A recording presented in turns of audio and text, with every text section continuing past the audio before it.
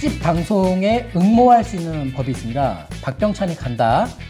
구독자 내 집 마련 100% 리얼 컨설팅 도우미. 이거는 뭐냐? 구독자분들 중에 무주택자분이시거나 1주택자인데 갈아타기 하고자 하시는 분만 신청 응모가 가능합니다. 무주택 여부는 다 확인할 겁니다. 그래서 그분들의 내 집 마련을 시작부터 마무리까지 도울 거예요. 그분의 찾아가서 얘기 듣고 그분의 자산 내용 등등등등 이 응모에 다 적어주시면 됩니다. 찾아가서 얘기 듣고 지역 선택, 물건 선별, 그리고 계약, 잔금 등기까지 이 전 과정을 한번 찾아가는 내 집 마련 대행 서비스라는 명분하에 구독자 20만 특집으로 두 분께 해드릴 건데 그 네이버 폼 링크를 올려드릴 거예요. 영상 이렇게 보시면 영상 보시면 스마트폰 보시면은 밑으로 된 화살표 있거든요. 그거 눌러 보시면은 거기다가 박병찬이 간다 특집 방송 응모 링크를 걸어드릴 거예요. 그 링크를 딱 누르시면 성함 적고 연락처 적고 가용 예산 적어주시고 사연을 적어주시면은 두 분을 선정해서 찾아가서 모든 것을 좀 해결해 드리겠고, 다만 이 집을 구해드리는 전체 과정을 저희가 짤막짤막 영상으로 촬영해서 별도 파일럿 프로그램으로 올릴 수 있도록 하겠습니다. 박병찬이 간다 특집 방송 응모 많이 해주셔서 여러분이 나는 안 될 거예요 하면 절대 안 돼요. 그러니까 나는 될 거야 라는 생각으로 응모해 주시면 됩니다.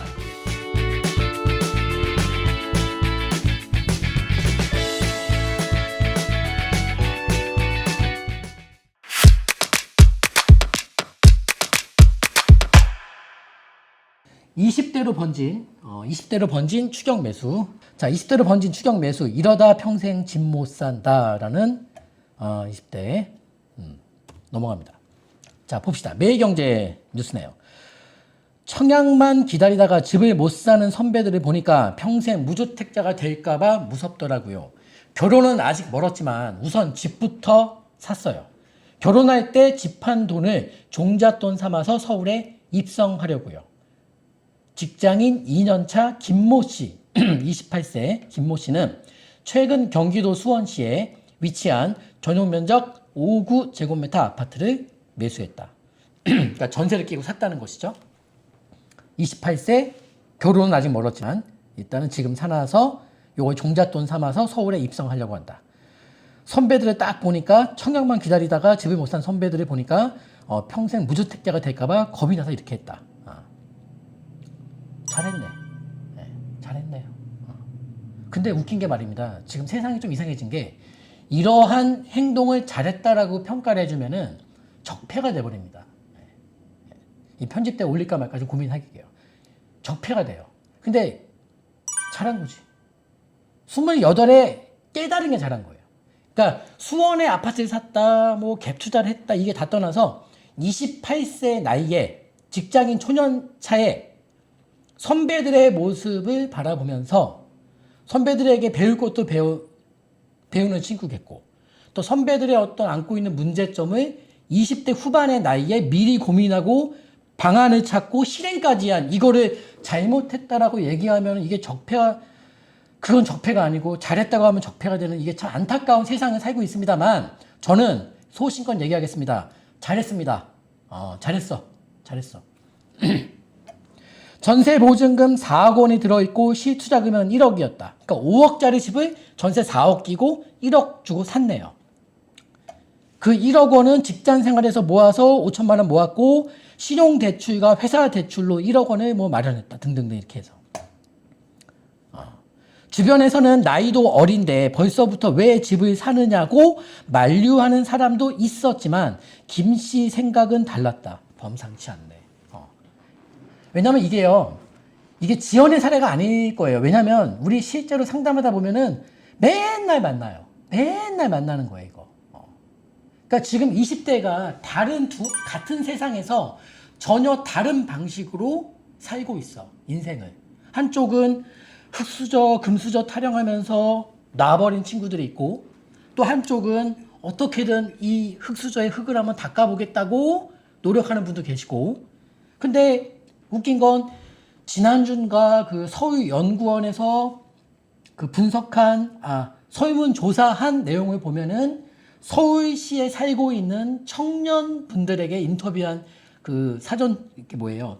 응모를 한 내용을 보니까, 조사한 내용을 보니까 무려 청년층 15%가 내 집 마련을 포기했다라고 답변을 했답니다. 자, 그러면 이 15%, 내 집 마련을 포기한 청년 15% 잘했다라고 얘기한다면 이건 적폐가 아닌 겁니까? 아니면 그 15%에게 너 왜 내 집 마련 포기했니? 정신 차리고 뭐라도 해봐야 되지 않겠니라고 얘기하면 이건 적폐가 되는 것입니까? 묻고 싶습니다. 정말 묻고 싶어요. 우리의 이 가치관이 잘못된 평가를 받고 있는 이 사회와 이 세상이 약간 이상한 것 같아요, 저는요. 그러면 만약에 지금 이 김모 씨, 28세 갭 투자를 한 김모 씨에게 잘했다고 얘기하는 게 적폐라면, 말을 완전 뒤집어서 내 집 마련 포기한 청년에게 잘했다고 얘기하는 건 적폐가 아니라는 소리잖아요. 그렇게 해야지만 적폐가 아니라는 얘기잖아요. 뭔가 이상하지 않습니까, 여러분? 이게 지금요. 저는 굉장히 이상한 것 같아. 그리고 되게 웃긴 건 주변은 다 그래. 주변 사람들 뭐라 그래? 나이가 어린데 무슨 벌써부터 집을 사냐? 네가 28인데 무슨 집을 사냐? 아니, 부모님에게 뭘 물려받거나 연구대 뭐 나와서 뭐 이렇게 연봉 뭐 이렇게 고소득자 돼가지고 자격증 하나 따가지고 연봉 1억 이상 받을 수 있는 비빌 언덕이 있으면 모르겠어. 이런 말이 맞을 수도 있겠지만, 아무것도 없는 사람에게 네가 어린데 집을 왜 사냐라고 만류한다. 이게 뭐냐면, 우리는 말입니다. 참 이게 약간 심리학이나 약간 철학적일 수도 있는 얘기인데, 가치관이라는 거는 일종의 내가 어떤 일을 판단하는 기준인데, 이 기준이 사람마다 다 다른데, 웃긴 건요, 사람들은요 다 나와 똑같은 생각을 하겠지라고 생각합니다. 그렇지 않아요. 그리고 사람들은요, 나의 가치관이 이 세상을 살아감에 있어서 가장 표준되고 중심에 와 있는, 그나마 중심에 가까운 가치관이다라고 착각을 합니다. 그렇지 않습니다.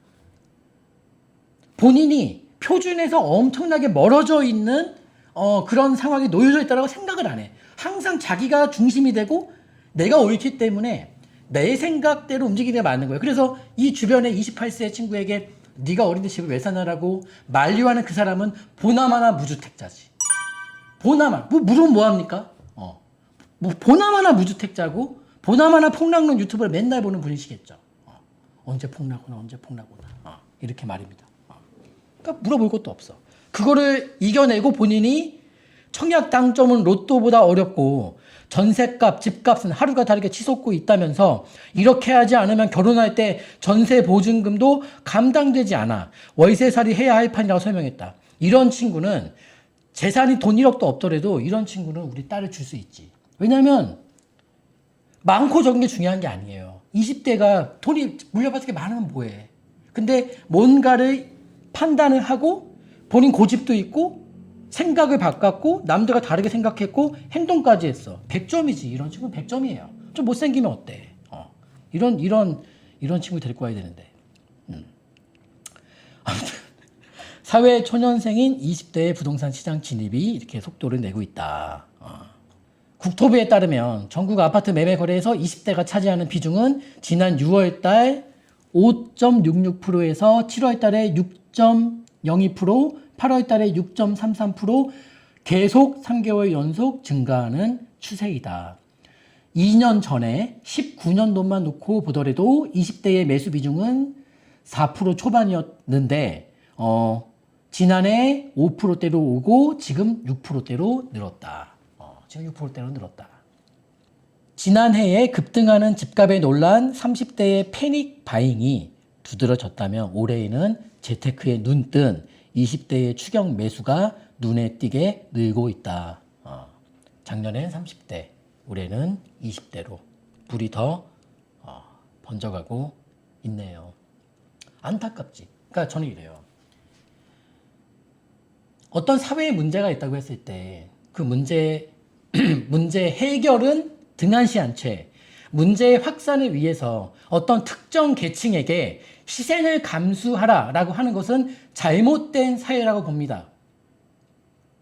그래서 종부세도 제가 종부세 많이 내고 있는 입장에서 그런 게 아니다. 제가 설령 종부세를 안 내는 입장이라 할지 가정에 보더라도 전 똑같은 얘기를 할 것 같은데 그런 종부세를 특정 계층에게 몰아서 모조리 걷겠다는 것은 올바른 판단이 아닙니다. 그리고 또 갭 투자 좀 그만해라. 20대 너희들까지 왜 이렇게 나서냐라고 제재한다? 그것도 올바른 정책이 아닙니다. 정부가 할 일은 어떤 문제의 확산을 위해서 특정 계층에게 경제적 희생, 그러니까 뭐냐? 돈을 잃는 것만 희생이 아니라 돈을 벌 수 있는 기회까지 박탈시키는 것도 또 지탄하는 것도 희생을 강요하는 것입니다. 암묵적으로. 이게 아니라 그걸 논하기 전에 해결책을 물색했으면 되는 거 아니겠습니까? 근데 해결책은 없고 온갖 양도세, 중과세의 시중 매물은 다 잠기게 해놓은 상태에서 이제서 비겁하게 20대, 30대를 원망한다면은 그것은 잘못된 정책과 대응이 아니겠습니까? 정부가 청년주택을 늘리고 1인 가구, 청년주택 늘리고 1인 가구의 청약 기회를 확대하고 있지만 종잣돈이 부족한 사회 초년병들은 전세를 끼고 매수하는 갭 투자로 생애 첫 내 집 마련을 시도하고 있다. 이거 20년 전에 저의 20대 모습이에요. 근데 그때는 왜 뉴스에 회자가 안 됐을까요? 좀 비중이 적었겠지. 그리고 그때 당시에는 뭐 갭 투자란 말도 없었어요. 그때 당시에는 그냥 갭 투자 이렇게 단어를 줄여서 말하던 시절이 아니었거든요. 20년 전에는. 그러니까 뭐야? 그냥 전세 끼고 집 산다. 뭐 이렇게 얘기했죠. 뭐 그냥 전세 놓고 집 산다. 과거에는 주식이나 코인에 관심을 보이던 20대가 서둘러 내 집 마련에 나선 가장 큰 이유는 불안감 때문이다. 치솟는 집값, 겹겹이 대출 규제 등을 보면서 늦을수록 기회가 없다는 인식이 작용한 것이다. 늦을수록 기회가 없다. 무리한 갭 투자는 향후 전세 가격이 떨어지면 전세 보증금 일부를 돌려줘야 해서 목돈이 필요할 수 있다. 그렇죠. 그러니까 잘 대응하세요. 아까 첫 번째 봤던 뉴스 기사 이슈 내용 그 뭐예요? 1억 원 이하의 갭 투자, 1억 원 미만 갭 투자와 연관되는 내용인데 이 이슈에 대해서 하고 싶은 말이 있습니다. 모두가 위험을 택한다. 모두가 위험을 택한다. 이게 무슨 소리냐? 집을 사든 집을 사지 않든 둘 다 위험한 겁니다. 그래서 모두가 위험을 택하는 겁니다. 그러면 집을 사든 집을 안 사든 왜 둘 다 위험한 것이냐? 봐요. 서로 다른 개념의 위험일 뿐이다.